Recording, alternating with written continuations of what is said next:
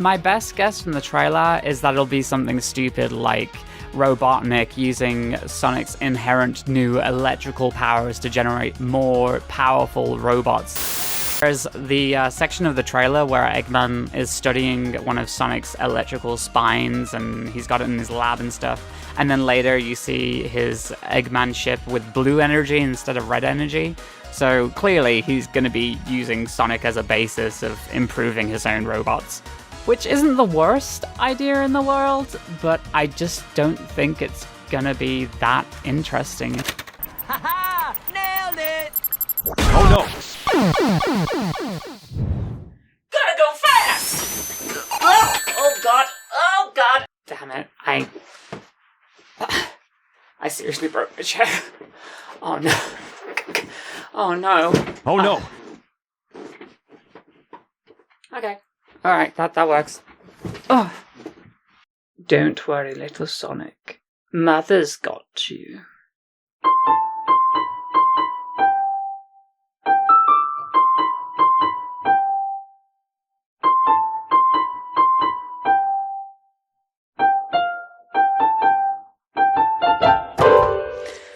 Started so strong, and then fell apart so quickly. Just like this movie did! Oh! Okay, disclaimer. If you're a Sonic stan, turn off this video right now. You're not gonna like what I have to say, because while I didn't hate this movie, I didn't like this movie. And yes, I know I did that whole video where I said it was gonna suck even if they fixed Sonic's design, but regardless of the existence of that video, I actually really wanted to like this movie. I really wanted to be proven wrong, to have the rug pulled from under me, but that's not what happened. And here we are. So, Sonic the Hedgehog is a live-action animated hybrid movie that appropriately feels like it came out of the 90s. It's about a blue fantasy creature that comes to Earth while an evil villain wants to capture them and use their powers to become more powerful. Wait, no, that's the plug for the Smurfs. Okay, sorry. Woodland animal creature is taken in after being incapacitated by a character played by James Marsden. The two form a bond of friendship and they both try to achieve their goals. Wait, no, sorry, my mistake again. That's the movie Hop. Here it is. Bipedal cartoon animal teams up with an unlikely ally to go on a road trip to save the day. Oh god damn it, that's Alvin and the Chipmunks road trip.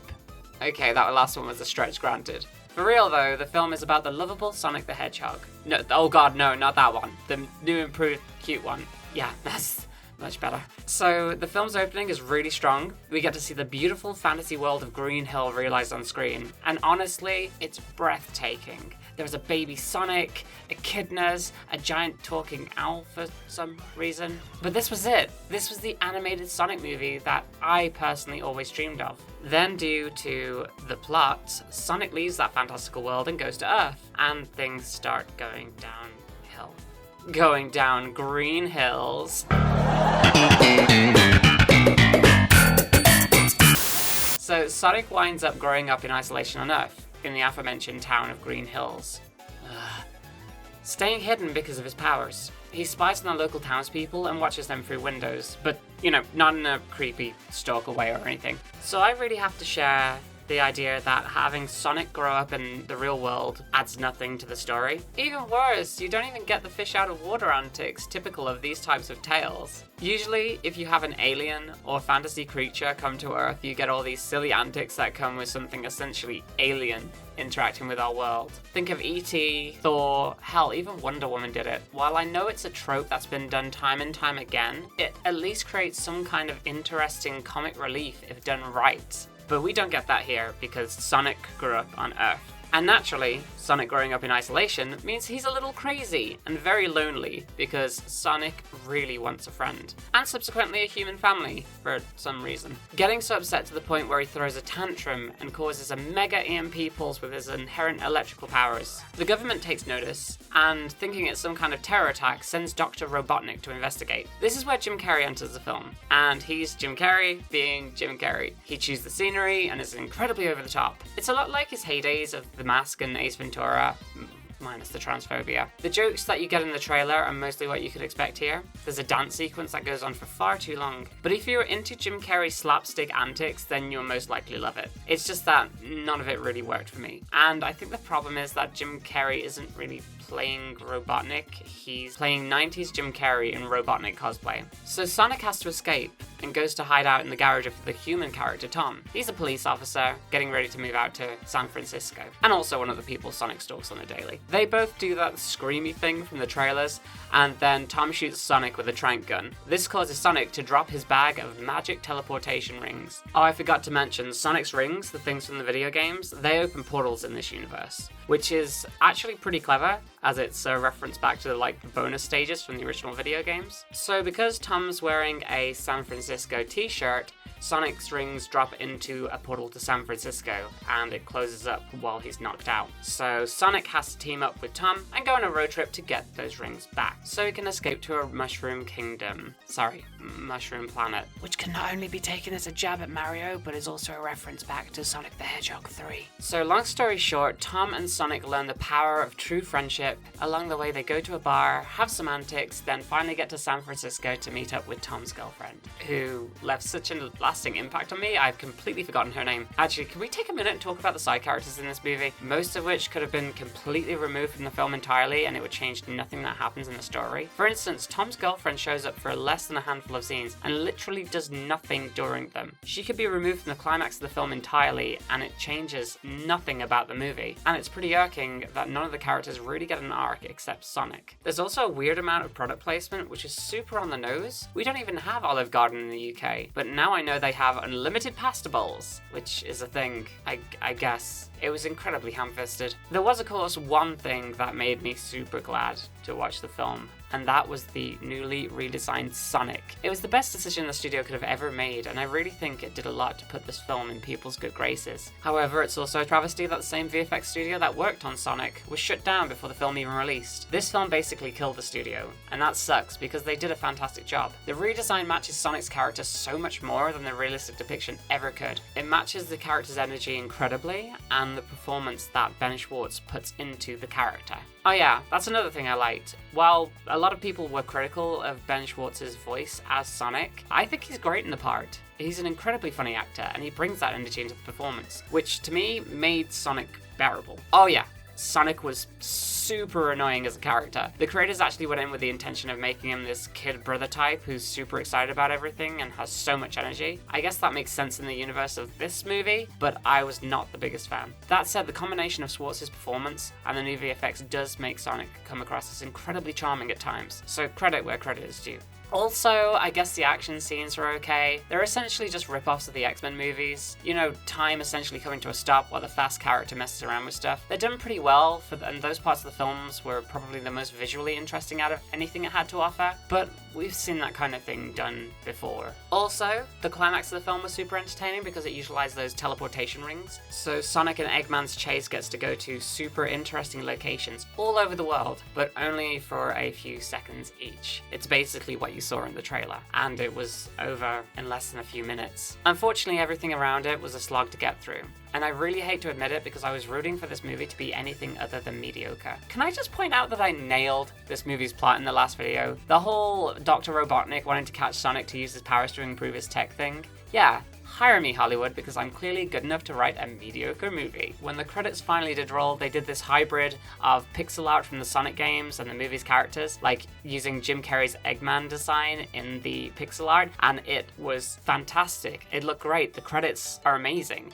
and all I could think was, look at all this cool Sonic stuff that isn't in the movie for some reason. So yeah, I can't say I was a fan of the film, and the people I dragged to see it with me weren't exactly the happiest either. One of them I went with turned to me and said, I really wish I was watching the 1990s Mario movie right now, or any of the last 3 Star Wars movies, which got a big oof from me. But the weird thing is, it seems to be the complete opposite of what most people are saying online, and I don't get it. In fact, I really think I was punked and shown a different movie to the one everybody else saw, because most people seem to like this film. My best guess is that people like that the studio listened to the fans and fixed the design, and because of that are more willing to overlook that it's a painfully mediocre movie, because they had these expectations of it being a train wreck.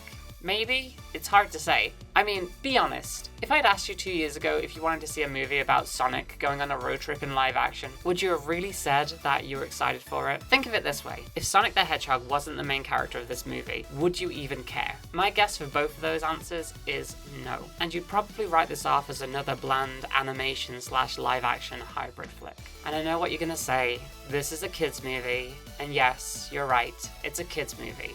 Starring Sonic. Not a Sonic movie. I know it's not for me. It's for 10-year-old Jimmy who's super excited about Fortnite and loses his absolute when he sees Sonic flossing. That's also a thing that happens in this film. Sonic flasses. The Fortnite dance. It's something that will no doubt still be culturally relevant in 10 years' time. Even then, to say that this is just a kids movie is also a cop-out. It super undersells kids movies. There are so many fantastic kids movies that have been released in the last decade, and even if you ignore all the Disney and Pixar offerings, the Frozen franchise, Wreck-It Ralph, all of that stuff, put it out of the way for a second. There's still Spider-Man Into the Spider-Verse, the Lego movies, Despicable Me, except for the Minions. You can keep the Minions. I hate the Minions. How to Train Your Dragon, Paranorman, just to name a few. All of which are fantastic family films which are visually appealing and have a lot more to say about morality and life than this movie does. At the end of the day, the worst thing about this film is that it's woefully inoffensive and has left no lasting mark on me. It's less than 24 hours later when I'm writing this review, and I've forgotten most of the film already. I actually had to refer back to my notes for this. I can't remember most of the jokes. Actually, no, I tell a lie. There was this funny sequence involving a turtle. I really liked that. And all of the stuff involving the old guy, Crazy Carl, that was also fun. He drew a meme picture of Sonic. But that's about it. My problem is that there's nothing inherently new about this film. Basically, I've seen it all done somewhere else before. It's like someone put every other live-action hybrid movie in a blender with a 90s Jim Carrey film, those Quicksilver scenes from X-Men, and Sonic, and then set it to pulse. So all you end up with is this bland blue mush with pieces of Jim Carrey's mustache sticking out of it. I think the biggest thing that irks me is that this could have been so much more, and I really wish it had been. I mean, just off the top of my head, you could pull a Jumanji and take a couple human kids and drop them into Sonic's animated world instead. You could still make it an origin story. Hell, make one of the kids a young Dr. Robotnik or something, and it's about how that rivalry is formed between the two of them. I'm just spitballing here. But, you know, just do something interesting with the characters. Explore a universe that's never been seen before on the big screen, instead of a small rural American town, which is definitely what I think of when I think of Sonic the Hedgehog. And don't tell me it's not possible. Paramount spent $95 million on this film after the reworks. Into the Spider-Verse was around $90 million. Now I know these are completely different studios, but surely there must have been a way. This was never going to be the Sonic film I was expecting, and I guess that's fine. So, with all of that said, if you want to go see what I personally believe is a bland run-of-the-mill family film that I've heard best described as adequate, then go see this movie. You will essentially get what you expect. That said, if you want something far more funnier than tired pop culture references and product placement, go watch Sonic Boom. It's far funnier than any of the jokes in this movie, and a lot more self-referential. That said, it's not like my opinion matters. I imagine this video has dislikes already, even from the title. So if you do like diverse opinions, drop a like on this video. And if you still don't hate me, make sure you hit that subscribe button and let me know what you thought of the Sonic movie down in the comments. None of this matters anyway. Sonic the Hedgehog is already the highest grossing video game movie of all time. And I can only hope that the Mario movie that's coming out will hopefully end up being better. It's not like that could possibly be bad.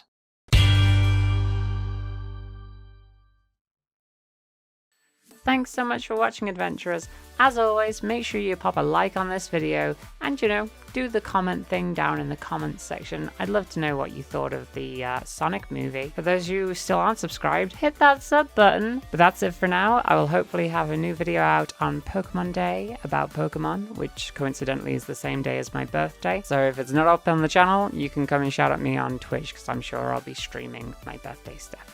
Alright, have a fantastic day. See you soon!